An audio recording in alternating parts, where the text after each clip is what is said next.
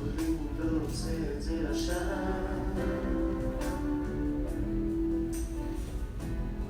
וימים בפסיעתו פרקים בגופה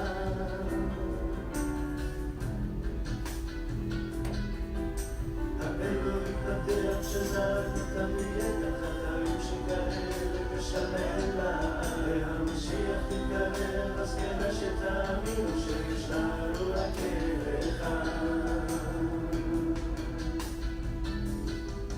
יש לנו רק אחד מעלה להמלוך לבד בחוכמה ואהבה לעד יש לנו רק אחד יש לנו רק אחד מעלה להמלוך לבד בחוכמה ואהבה לעד יש לנו רק אחד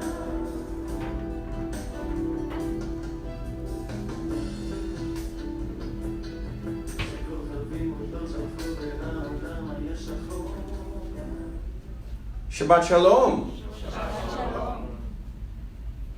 Today the message is entitled The People's Court. Some of you may remember when this type of court TV started, I think in the 80s, and Judge Wapner became famous for being a reality judge on TV, which was never done before. Now they have so many different faces doing this, so many different judges, I can't remember all the names. But they have them out there and they hear cases and such. So today's message is called The People's Court. Now, my question as I began to look over the text, Deuteronomy 19, was how does a text written over 3,000 years ago apply to us today? How do we apply a text that was written for a people who lived over 3,000 years ago? And what does that mean to us today, now? There is a world today full of lawsuits. Everybody is suing everybody else over all sorts of matters, some of which are quite trivial. Now, I think of all these lawsuits, it reminds me of this humorous story of these Jewish lawyers, and they got so disgusted with practicing law in New York. The three partners moved to Japan, opened up a sushi restaurant, and called the place Sosumi.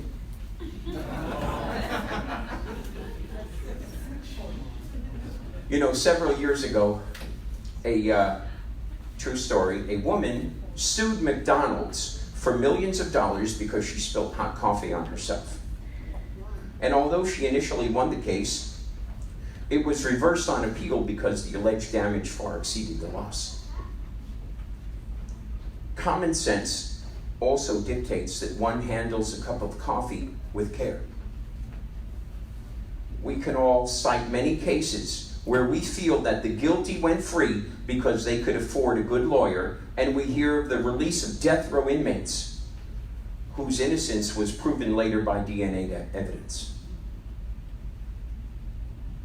Some years ago, I attended a meeting at John Jay College of Criminal Justice, and I met several of these people who had been on death row, and their innocence had been proven through DNA evidence and other means, and they were now free men. But some of them had been in prison for more than 20 years. No matter what amount of money is paid to them, they can never get that time back. Sometimes the guilty are not punished, and sometimes the innocent are punished. We all are increasingly concerned about the corruption of judges and justice. And the trouble here for us is that the problems of society out there also find their way into congregations. Disputes break out between believers. Have you ever heard of such a thing in a congregation of the Lord? Congregation of God? A church? A messianic shul? A Jewish synagogue? Who ever heard of such a story? Yeah, they happen all the time. Congregations split in half over the most trivial differences. Many years ago, hundreds of years ago, there was a giant split in the church, by the way, because they could not agree on whether the Holy Spirit came from the Father or the Son. And they actually split. They split, a gigantic split that tore them into two. So, we're talking about something that affected the world as they knew it back then.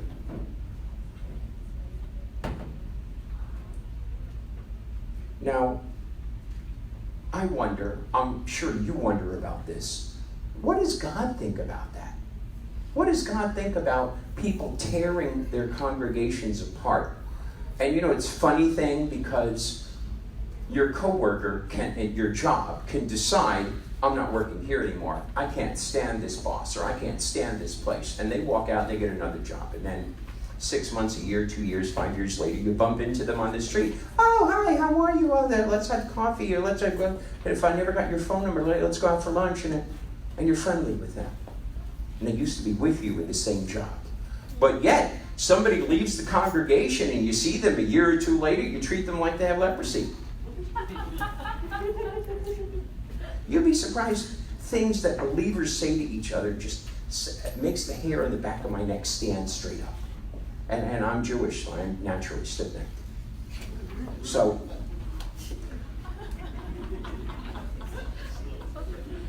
I was walking, I was friends for years and years with a very hardcore Seventh-day Adventist, and he was trying, but he never convinced me of his way of thinking, and I never convinced him of mine. But we were friends for years when I lived out in Pennsylvania. And so one day, he sees this guy that used to go to his church, and we're walking down the street together talking about the Bible, talking about issues of wine and grape juice and all this stuff. And this guy comes walking down the street and he says, hi. And the guy says to him, and my friend says to him, get thee behind me, Satan. I said, what's going on? He said, oh, he used to come to my church and he left. Wow. Okay, so he's Satan now? This is what people say. I was told by one person who I didn't know well, caught me on the street and said, well, you're Jewish. And, so my kippah and whatever. He said, oh, you're Jewish. And I said, yes. And he said, then I said, well, wait a minute. I'm also a believer. I believe in the new covenant, believe in Jesus. We call him Yeshua, messianic. And he said, you're still going to hell. And I said, why? He said, you're not Roman Catholic.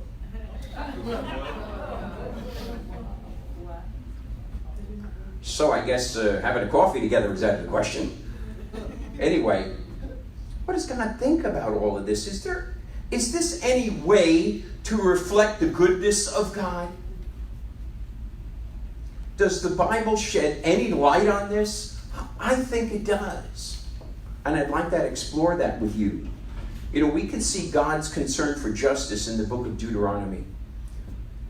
And if you either came in late or you didn't hear it read or didn't understand the Hebrew and the English, turn in your Bibles to Deuteronomy 19 and read verses 15 through 21, those few short verses. While you're doing that, I'm going to speak into your ears a little bit about the historical setting of these verses. You see, Deuteronomy was written a very, very long time ago, more than 3,000 years ago. And when the children of Israel were about to enter the promised land. And Moses had spent 40 years with them, getting them ready in the wilderness where they were separated by the Lord from the corrupting influences of Egypt. They were rescued, they were delivered. God had ordered the complete removal of the inhabitants, lest the Canaanites corrupt Israel and cause them to stumble and fall. They couldn't go in there and just become one of the people and adapt and assimilate to however those people lived and acted. God wanted them to be different. And it's really what holy means. It means to be different, to be other than, separate, apart. That's what holy means. It comes from the Hebrew word kadosh, separate, apart, other than, holy. Do you know in Hebrew there's a word in Leviticus chapter 19, the holiness chapter. And in Leviticus 19, it uses the word kedoshim.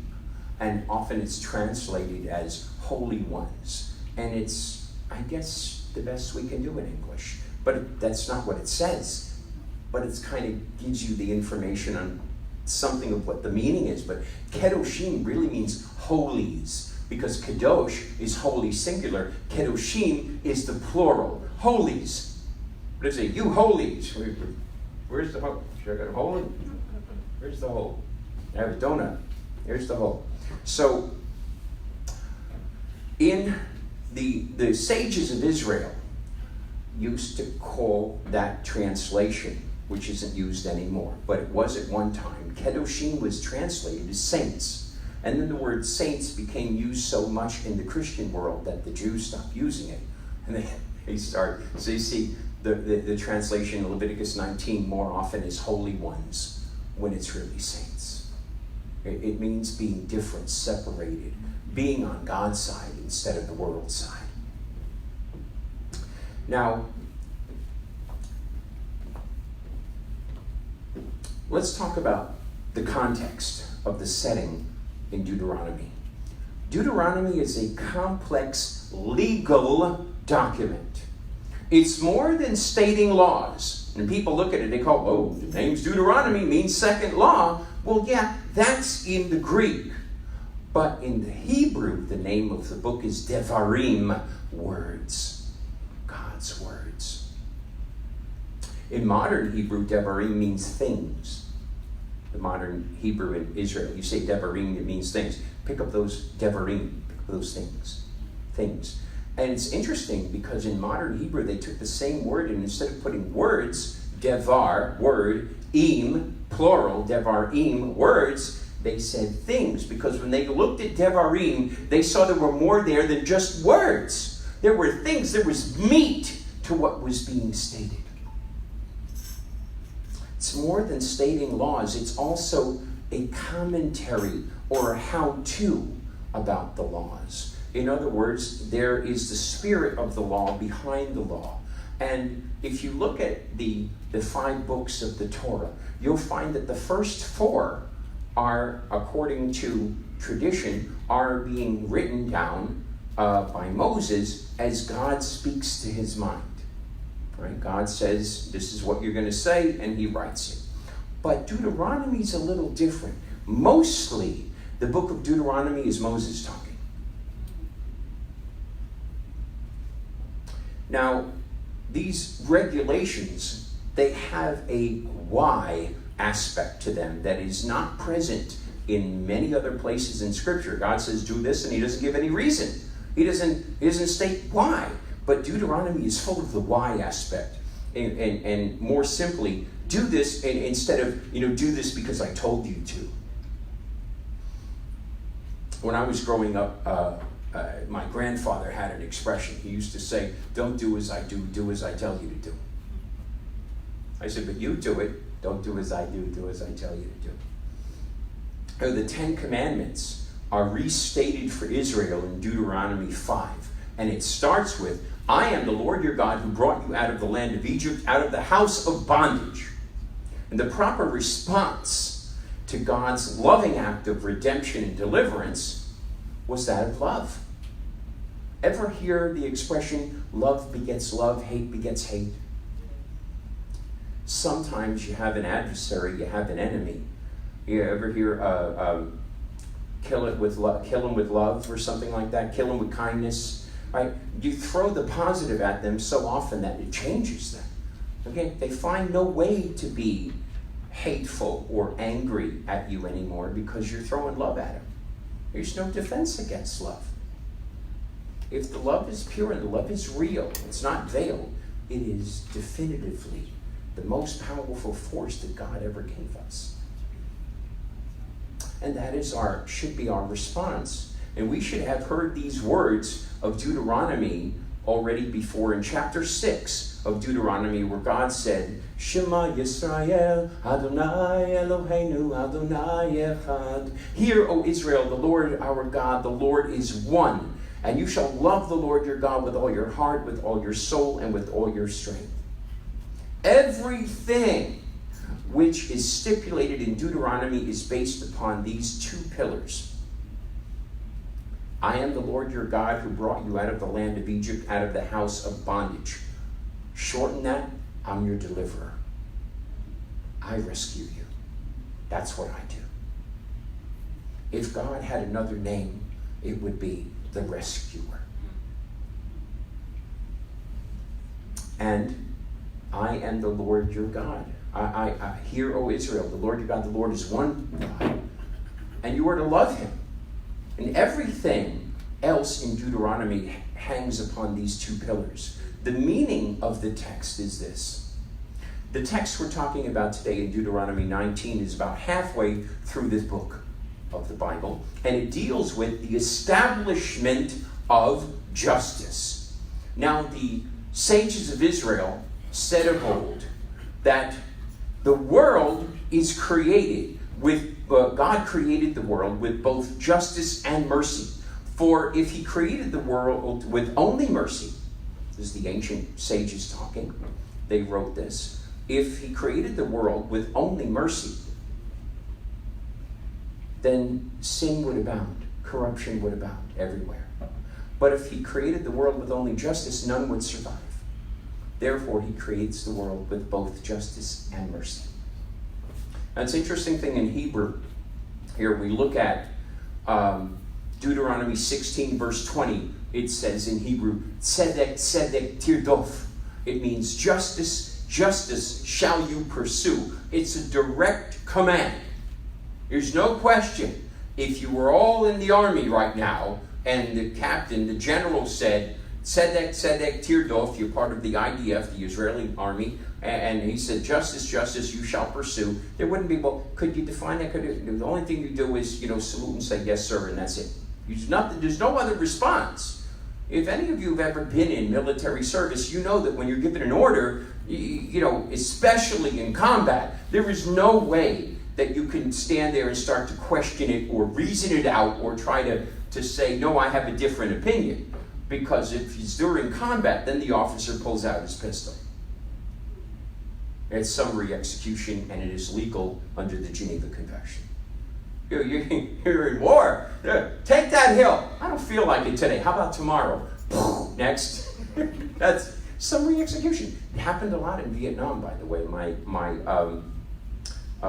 second cousin of mine, actually my mom's cousin, was in the 5th Special Forces Group in Vietnam. And I heard about these executions. Okay, let's go there and let's do this. And we have to, and the guy said, you didn't want to. You didn't want to fight anymore. And if it was in the heat of the battle, then all the other guys would then turn coward and run. So they would shoot the coward right then and there. We could look at it now because we're not in it. And even, I spent 5 years in the Army Airborne. And even that to me seemed like cruel and unusual punishment. I didn't see it as justice. Perhaps it's military justice that even though I spent 5 years there, I never fully came to understand it. Or maybe because my heart belongs to Yeshua, and I don't believe in killing. Well, God says, justice, justice shall you pursue. But you see, in Hebrew, the same word, tzedek, not only means justice, at the same time, it also means righteousness. So we could translate it equally correctly by saying, righteousness, righteousness shall you pursue. The promised land was not going to be heaven where there would no longer be disputes. And God knew this, and he had to give them a pattern to follow. There would be no need for law where everyone is fair and just, but the Lord knew that there would be disputes and took meticulous care to see that they were fairly resolved. In particular, this passage deals with the truthfulness of accusations when a complaint was lodged against a brother. Safeguards were put into place to make sure that the innocent was not wrongly condemned. Sometimes today, it's about who has the better lawyer, right? It should never be about that. The first of these was that it took more than one witness to establish the matter. Now, that's not exactly true in American law. We have an eyewitness. You hear that all the time on the news. And it was an eyewitness. One? Yeah, he did it. I saw him. Okay, we got a witness. He got him in the lineup. He did it. Oh, convict him, send him to jail. That's good. And then they find out 3 years later or 30 years later that he was paid by somebody to say that. It happens. This is a false witness. Now, if the testimony did not agree, the priests and the judges had to determine the truth of the matter. No greater place in Scripture is this takes place before who was given divine wisdom, King Solomon, right? Melech Shlomo. King Solomon had been given divine wisdom from God. It was a gift of the Spirit. He had divine wisdom. Now, he knew that of those two women that were arguing over the baby in front of him, that one was lying.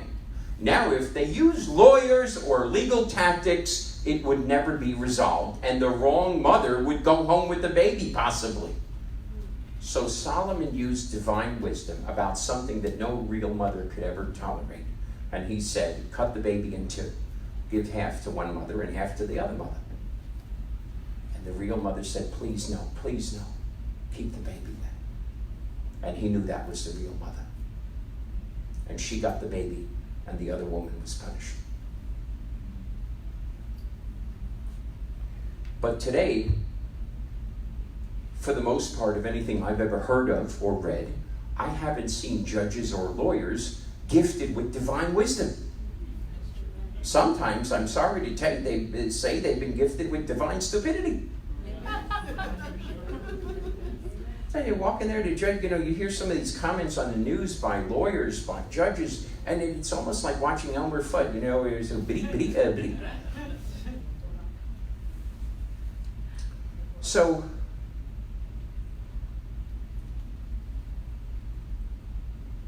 you see, the implication of these scriptures in Deuteronomy 19 means that the priests and judges who stood in the place of the Lord had to be blameless in their conduct as well as thoroughly competent to judge the matter. How many judges, prosecutors, defense attorneys today are not standing with God, are not even blameless in the first place of their own conduct? How many get arrested? Let's say it, mostly, not all, but how many politicians who go to law school, graduate something like Harvard or Yale law, and then go on to be a congressman, a senator, or whatever, some government representative, and get found guilty of something, and they get taken down all the time. So how can you judge a matter if you are not blameless in your conduct? If the courts cannot be trusted, then everyone would take matters of justice into their own hands, and anarchy would be the result. The book of Judges serves as an kind of all too horrible example of what happens when everyone does what is right in their own eyes. Read the book of Judges, you'll see that happen. People are doing what's right in their own eyes, and wow, what a catastrophe. As a deterrent and to uphold the validity of the court, a false witness was to be severely punished. He or she would have to suffer the punishment that would have been inflicted upon the accused. They would get, oh yeah, he did it, right? So whatever the punishment would have been, including death, that was now their punishment because they accused falsely. Now that was definitely enough to say, you don't want to open your mouth falsely against somebody. So, the Lord insisted that this kind of evil be purged from the land, or else it would corrupt the entire society, leading to its bondage and its utter destruction. Deuteronomy 19:15. A single witness shall not rise up against a person for any offense or sin that he commits. By the word of 2 or 3 witnesses is a case to be established. That's what it says. This commandment is directly connected, by the way, to the command, do not bear false witness in Exodus 20 and Deuteronomy 5. However, the two versions of those commandments in each version of the Ten Commandments are different. Say, no, they're the same. The Ten Commandments, thinking, no, they're not. They're a little bit different in the Hebrew. Well, I have it right here in my Bible, and it's exactly the same. But in the Hebrew, it's not. In Exodus 20, it says, do not bear false witness. At the end of the wilderness journey, Deuteronomy chapter 5, Moses writes, do not bear empty witness. Now, most of you, if you're at all familiar with anything to do with law, you'll know that in certain types of courts, there are 3 ways to plead a case. Some courts is either only 2, guilty or not guilty. But another one is no contention, nolo contendere, which means that you're not pleading either way. You're just not pleading at all. And that is permitted in certain types of courts in the world today. And God was not permitting this type of plea. You couldn't say, I don't want a contender. I take the 5th. You couldn't do it. You had to be guilty or not guilty. And therefore, God says no empty witness. And if you were called up to the witness stand and they said to you, when was the last time that you saw so-and-so? I mean, you said probably months ago. But they knew from investigation that that witness spoke to the deceased only moments before their death. But they didn't see them. They spoke on the phone with them. That is an empty witness. You know that they're trying to determine the last person that saw or spoke or had any influence with that person who was killed. That's empty witness. In Hebrew, it's edshav. And it's also a command that's part of Deuteronomy 19. It's in there. And so we have 2 forms. Do not bear false witness. Do not bear empty witness. And this verse, Deuteronomy 19, verse 15, that a single witness is no good. You have to have a testimony of 2 or 3. 2 or 3. So this is connected. You see, the 9th commandment, do not bear false witness, affects the whole world, whether they are believers or not. In fact, this is the marvel of the 10 commandments. They stand alone as truth, whether people believe in God or they don't believe in Him. Since God is the author of all truth, it doesn't matter what the world thinks about His Word. It's still the truth. Well, I don't believe in God. I don't believe in the Bible. It doesn't change the fact that it's truth. The whole of humanity suffers when the truth is sacrificed for lies. It has unfortunately become a way of life in our culture and time today. Too many believe it is normal to tell lies. In July 15, 1993, the Boardroom reports, Peter Levine writes, when the Port Authority of New York and New Jersey ran a help wanted ad for electricians with expertise of using a Sontag connectors, it got 170 responses, even though saying they were experts, even though there was no such thing as a Sontag connector. Port Authority ran the ad to find out how many applicants would submit false resumes. 170 responses to something that didn't even exist. They were high expert though. They had worked in it in 25 years. No such thing as that. It's tragic to realize just how easily we accept bending the truth. And it's okay for us to bend the truth. And we even expect it. Someone says something, the first reaction is, I don't know if that's true or false. I don't know. This is fresh coffee. I'm thinking, gee, is it from yesterday's grinds? You know. It's like lying it's become second nature. You know, since the adults of our society have modeled falsehoods so well, it has become even the second language of our youth today. Lies. On a beautiful fall day, one man reports that 4 of his granddaughters decided to go for a drive instead of showing up to class on time. And when they did arrive at the classroom, the girls explained to the teacher they had a flat tire. And the teacher accepted the excuse, much to the girls' relief. And since you missed this morning's quiz, the teacher said, you must take it now. Please sit in the four corner seats of this room without talking. And when they were seated, the teacher said, on your paper, write the answer to this one question for your quiz. Which tire was flat? The only thing preventing a meltdown of human society are these words. Do you promise to tell the truth, the whole truth, and nothing but the truth, so help you God? That is the only thing preventing a meltdown of human society. A failure to do this could mean the destruction of innocent lives and a level of distrust within our culture that would prevent the truth from ever ruling.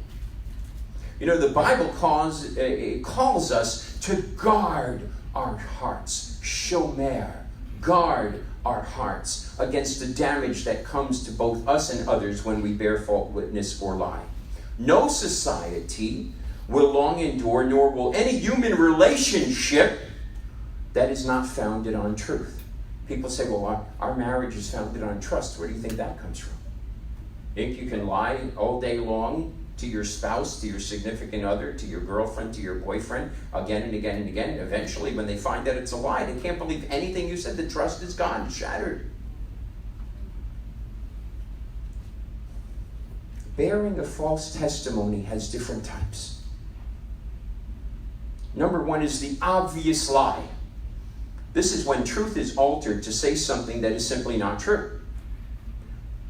Here's an illustration. Abraham Lincoln was trying to make a point one time, and his hearer was unconvinced and stubborn.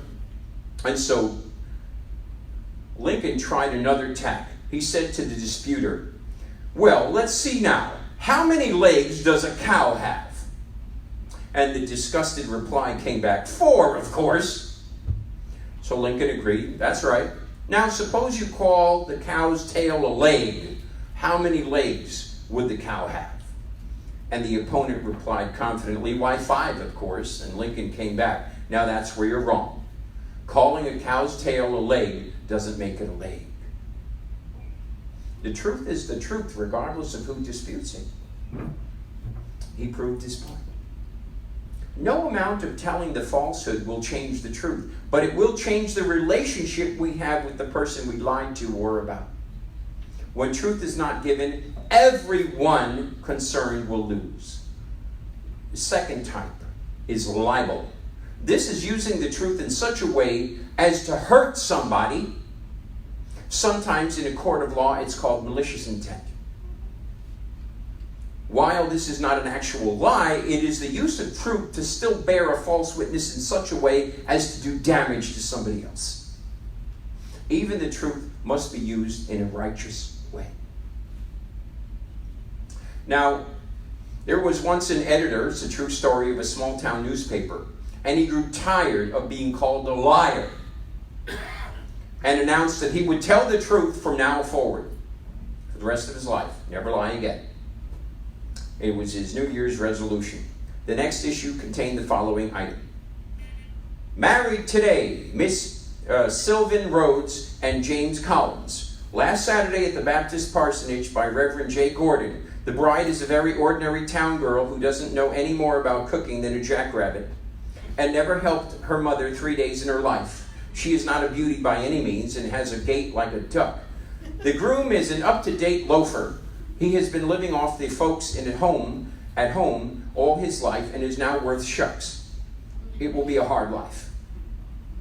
Now, he told the truth, but that was very hurtful. Some could say that that was libel, that it was malicious intent. Actually, if that came out in the New York Times, they'd get sued. Third type is slander. This is a lie intended to damage someone or to protect oneself. It is a direct violation of the 9th commandment, not to bear false witness. Slander. There was a school principal who once received a phone call. I'm sure you've heard stories similar to this in your life. If you've ever seen Ferris Bueller's Day Off, you know what I mean. Bueller. So, a school principal receives a phone call, picks up the phone. The voice on the phone says, Thomas Bradley won't be in school today. The principal was a bit suspicious of the voice, and he asked, who's speaking, please? And the voice came back, my father.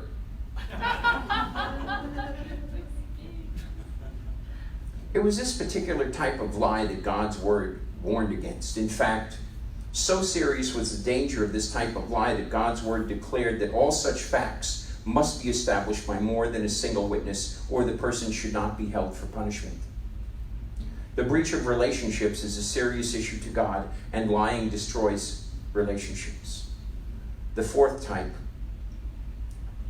is exaggeration. We can say this is not an actual lie. We could sometimes it's called kind of stretching the truth, but it can also leave casualties. When truth gets stretched, damage can occur to the relationships. After a while, it will be difficult for people to take at face value what is said, and it can create false impressions of others that can lead to bad relationships. Unfortunately, exaggeration comes too easily for most people. Right? I caught a fish this big. What kind was it? A minnow.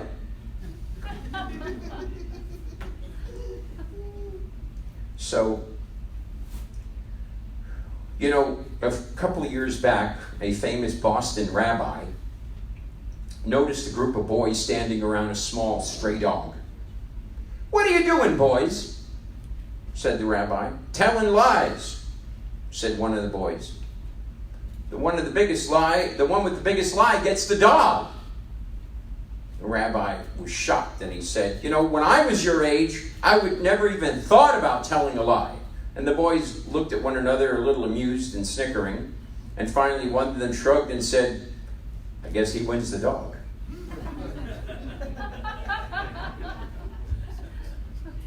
Silence or innuendo. You ever ask somebody a question, whether it's on a phone call or whatever, and the conversation goes flat?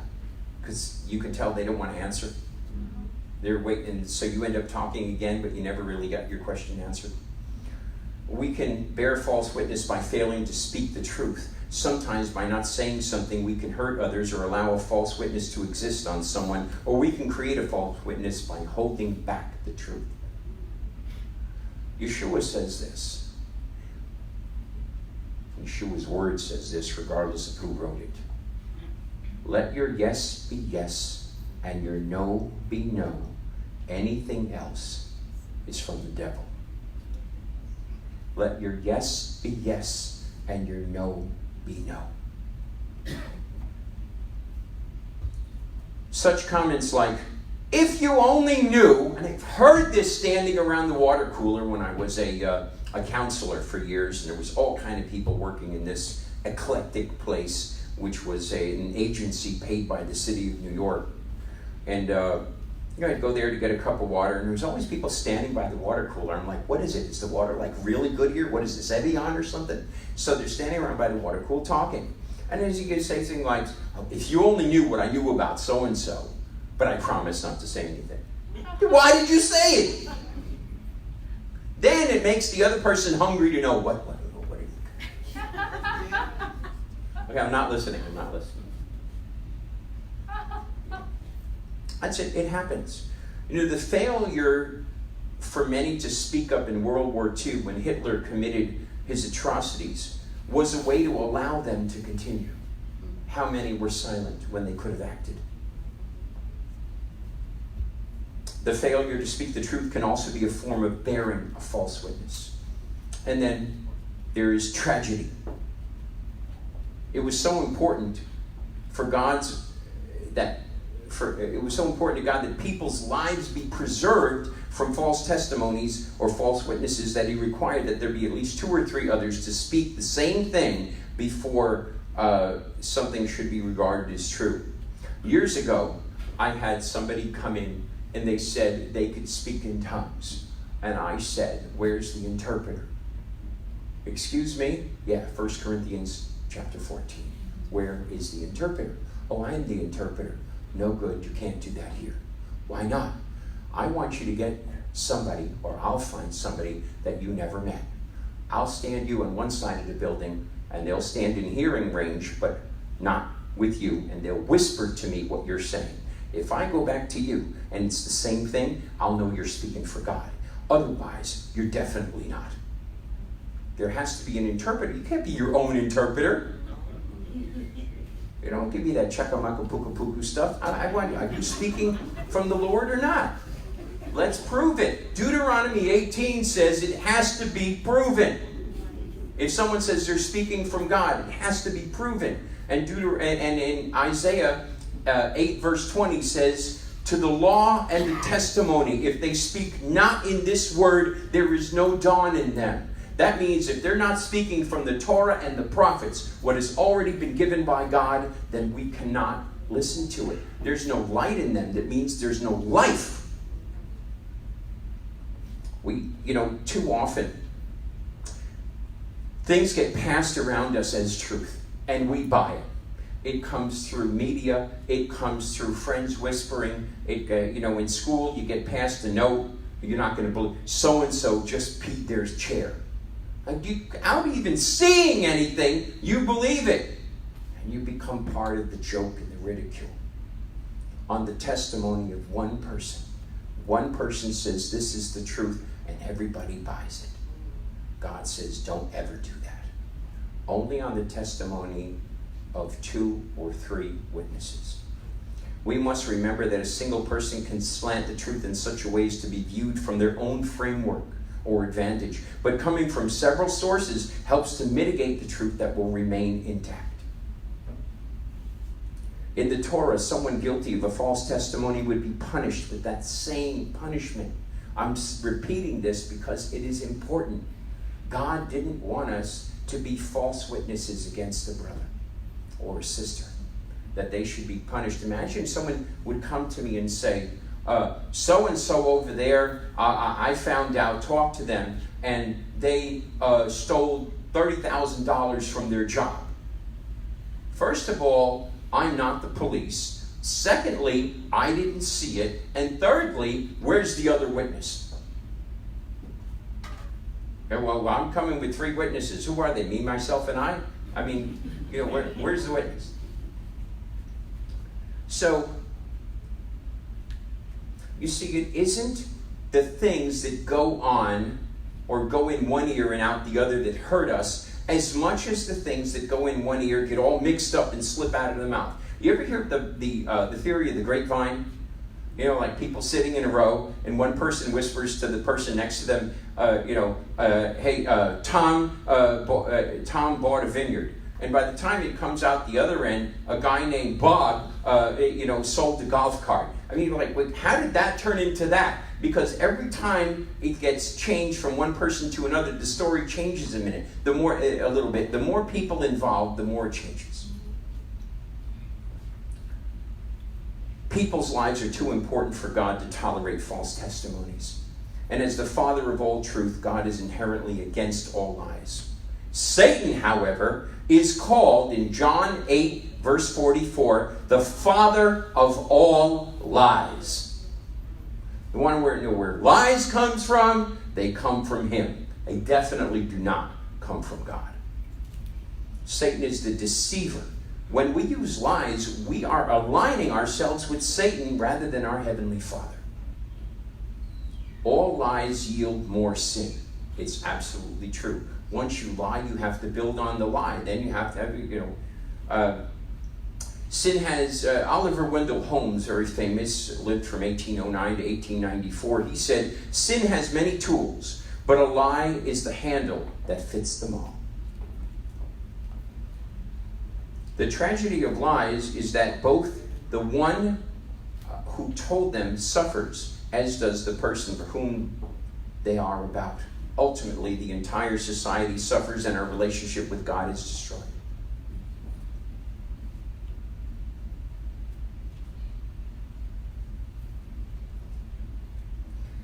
Matthew 18, verse 15. The truth is designed not only to help us walk right in a crooked world, but to set free the broken person as well. If there is something wrong in a relationship, the 2 parties involved are to sit down and work it out with truth prevailing. But truth that is designed to heal and not just hurt. Remember the guy who wrote the newspaper article about the two married people? Right? That's truth that hurts. We don't do that. That's called lashon hara. It means evil tongue. You can say, but I spoke the truth, but it wrongly hurt somebody. Rabbi's up there testing his mic. Guy comes over, microphone's on, the whole congregation is listening, and he's whispering, but the mic is catching. He goes, hey, Rabbi, did you know Bob's got a new toupee on his head? 90% of the congregation didn't even know Bob had a toupee. That his hair was false. Some people you tell right off, some people you don't know. You don't pay attention. You go, by the way, is that a toupee? Is that real? Hold on, let me go. What's the price of that rug? You can't do that. That's going to hurt somebody. It is God's truth about brokenness that will offer the greatest chance at healing. This is so hard in a world that has become accustomed to lies as a way of life. An illustration, Leonard Sweet, in his Soul Cafe newsletter, included a list of the top 10 liars' lies. From 10 down to 1. 10. We'll stay only 5 minutes. 9. This will be a short meeting. 8. I'll respect you in the morning. 7. The check is in the mail. 6. I'm not from the government. I'm here to help you. 5. This hurts me more than it hurts you. 4. Your money will be cheerfully refunded. 3. We service what we sell. 2. Your table will be ready in just a minute. 1. I'll start exercising tomorrow. And I'll add my own to that list. Let's call it -1 or 0, my number. This will be a short sermon.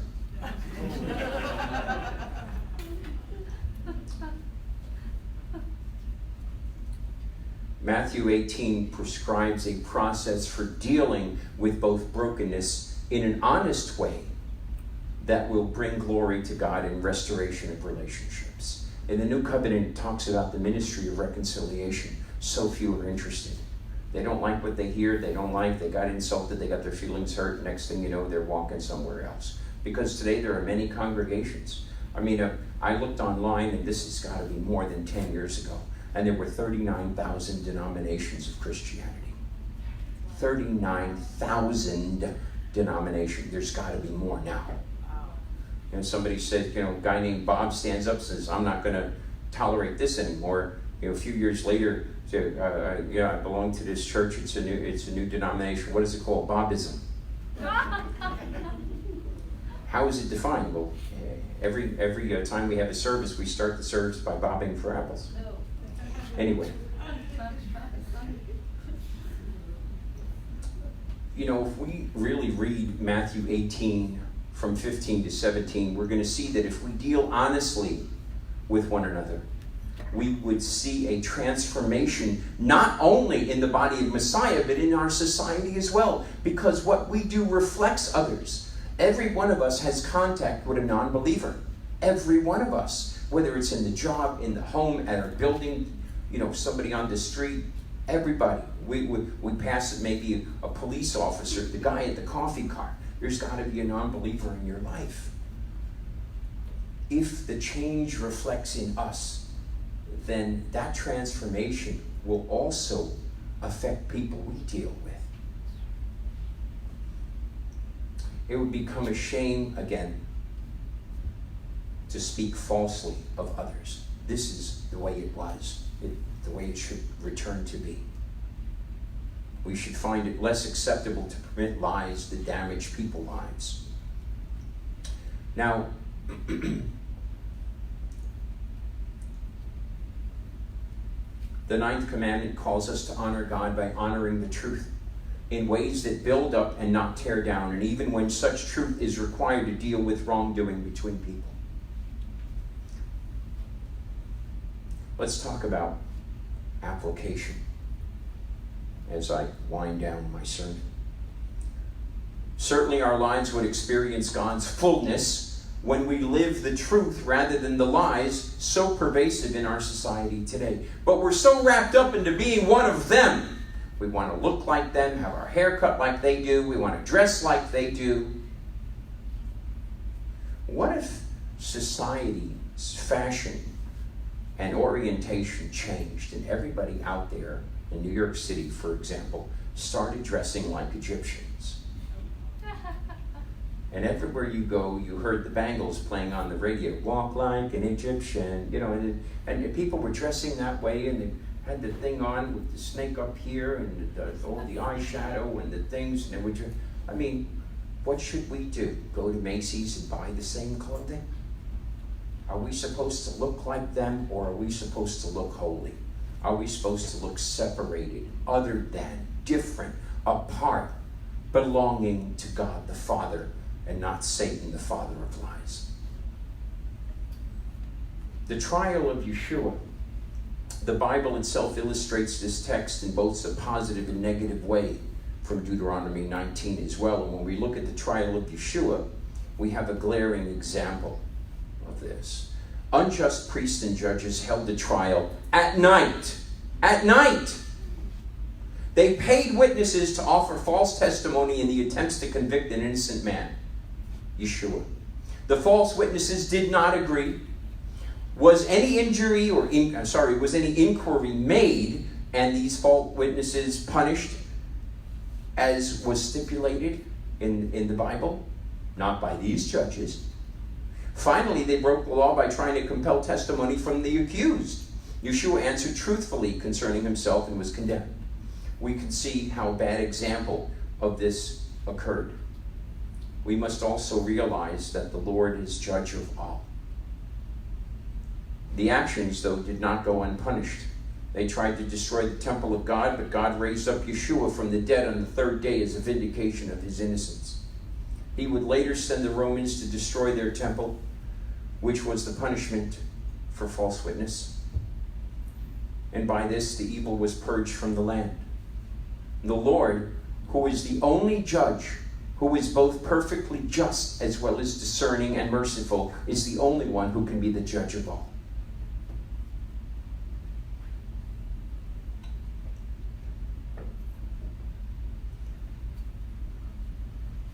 The Messianic community in Corinth, there were a lot of frivolous lawsuits between believers going on. Yes, between believers. They were being heard before pagan judges. Like 2 people in this congregation had a dispute and they took it to a judge outside in the world. The testimony was being compromised by their conduct. They were acting as false witnesses to Messiah. And Paul reminds the Corinthians that they would one day judge angels. Were they not able to judge these matters from within the Kehillah? Paul told them that there were indeed those in the congregation who would come to the truth of the matter. Even if they weren't, it was better to suffer loss rather than to present a false witness to Messiah to the world. Will Adonai let such trouble blow up in the ecclesia without coming in judgment? We see what happened when Israel bore false witness to the nations. What happened? What do we learn from these passages? Deuteronomy 19, Matthew 18.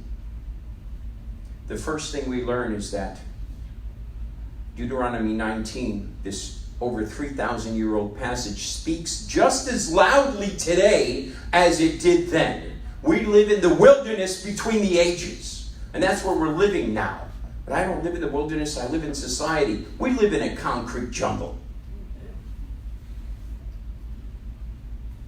We have left Egypt, but have not entered the glory of the New Jerusalem, where no more laws will be needed. We still have the dust of Egypt on our sandals, on our shoes, clinging to us. There should be not any disputes between Kehillah members, but alas, there are. These have to be done fairly from within the discipline of the Kehillah, rather than to make a spectacle for the world to laugh at. There's was once a lady in a Kehillah, not this one, and I learned this from another Messianic rabbi, and she confided in her, she had a roommate, like someone she rented a room to in her home. And she had a big problem with another lady in the congregation, and it really burned her up. And so she had been talking about her Kehillah and how wonderful it was for years, trying to get this lady to come with her. And the woman was kind of coming around, but she hadn't come yet. And this big problem boiled up. So she went home and she talked to her roommate about this, her flatmate, whatever you call it. And she talked to her about how bad this person is, and how you couldn't believe that this was being argued between them and in the congregation, and that she can't stand that person, and if she goes back there next week at all, she's going to sit as far away from that person as she can. And then she said to this lady, "Do you want to come with me?" And she said, "Are you kidding me?" She said, "I thought that things were better in the house of God, but it's like that. I can get that right here." So be careful of the witness you're presenting to others outside. Keep it within the community of God and resolve it God's way.